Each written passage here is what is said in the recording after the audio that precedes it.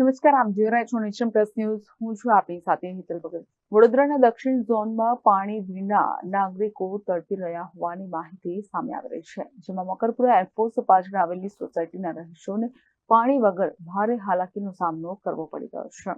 વડોદરાના દક્ષિણ ઝોનમાં પાણી વિના નાગરિકોને હાલાકી વેઠવાનો વારો આવ્યો છે, ત્યારે મકરપુરા એરફોર્સ પાછળ આવેલી સોસાયટીના રહીશો ભારે હાલાકી વેઠી રહ્યા છે.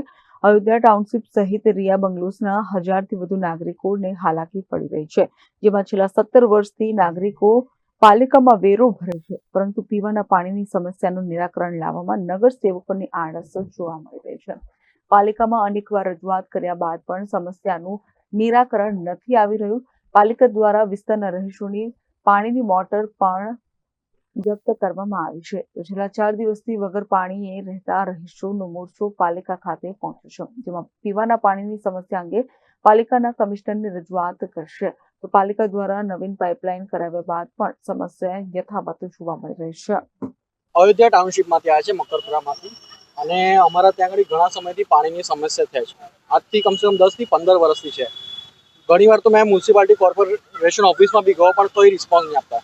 જ્યાં આગળના જે એન્જિનિયર છે એમની બી કશું રિસ્પોન્સ નહીં આપતા, બિલકુલ ઝીરો રિસ્પોન્સ છે.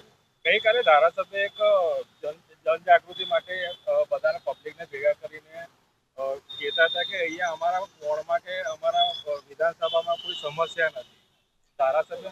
ધારાસભ્ય તો કોઈ સપોર્ટ જ નહીં કરતા. ઘણા સમયથી અમે ધારાસભ્યની બી વાત કરીએ છીએ, કોર્પોરેટરની વાત કરીએ છીએ, કોઈ સપોર્ટ નહીં. એ લોકોનો ઝીરો સપોર્ટ છે. ખાલી વોટ લેવા આવે છે એ લોકો, કે સપોર્ટ ઝીરો છે એ લોકોના. વોટિંગના ટાઈમ પર આવીને ઊભા થયા સોસાયટી મારે, પછી એ લોકોનો સપોર્ટ ઝીરો રહે છે. અને પાણી બી પહેલા જ્યારે બહુ પહેલા પાણી બી થોડું આવતું હતું, અને એમાંથી બી ગટરની બાસ આવતી હતી ખુલ્લી. અને એમને અનેક ધારાસભ્યને અમે ચિઠ્ઠી બી ઘણી વાર પહેલા લખેલી અને કોર્પોરેટરને બી લખેલી, પણ તોય કશું નિવારણ નહીં થતું. કોર્પોરેટર તો કરે પણ ધારાસભ્ય જુઠ્ઠું બોલે. બધા એવા જ છે, બધા મળેલા જ છે અંદર. કોઈ સપોર્ટ ઝીરો છે આ લોકોનો.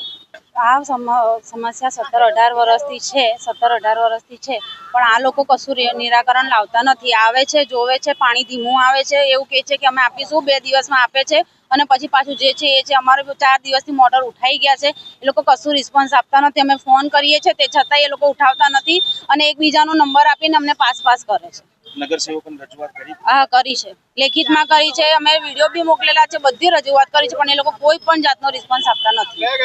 નગરસેવકોને તમે રજૂઆત કરી? અમારું ત્યાં જો વીએમસી વોર્ડ નંબર 19 છે, ત્યાં રજૂઆત કરી છે. અહીંયા બી અમે રજૂઆત કરી છે, પ્લસ અમે ગાંધીનગર સુધી બી રજૂઆત કરી છે. છેલ્લા 3 વર્ષ પહેલા ગાંધીનગર સુધી બી અમે રજૂઆત કરી હતી. છેલ્લા ના માન્યા ને પછી અમે છેલ્લા ત્યાં કરી, અને પછી એ લોકોએ આગળ એક્શન લીધું કે અમે હવે પાણી આપીશું તમને. ત્યાં સુધી અમારા ઘર સુધી પાઇપલાઇન છે, પણ તો બી અમને ફોર્સથી પાણી મળતું નથી.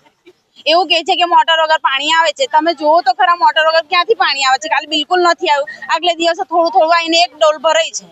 એ લોકોને વિડીયો મોકલીએ છે, તેઓ કહે છે, અમને જુઠ્ઠા પાડે છે કે તમે જુઠ્ઠું બોલો છો કે પાણી એટલું સરસ આવે છે, અમે જોઈને ગયા છે. પણ તમે કેવી રીતે જોઈને ગયા છો? અમે આજે બોલાવીએ છીએ તો તમે આવતા કેમ નથી? Bureau Nation Plus News Vadodara. સમાચારોના સતત અપડેટ મેળવવા માટે અમારી નેશન પ્લસ ન્યૂઝની યુટ્યુબ ચેનલને સબસ્ક્રાઇબ કરો, બેલ આઇકન દબાવો અને જોડાયેલા રહો ફેસબુક, ઇન્સ્ટાગ્રામ અને ટ્વિટર પર.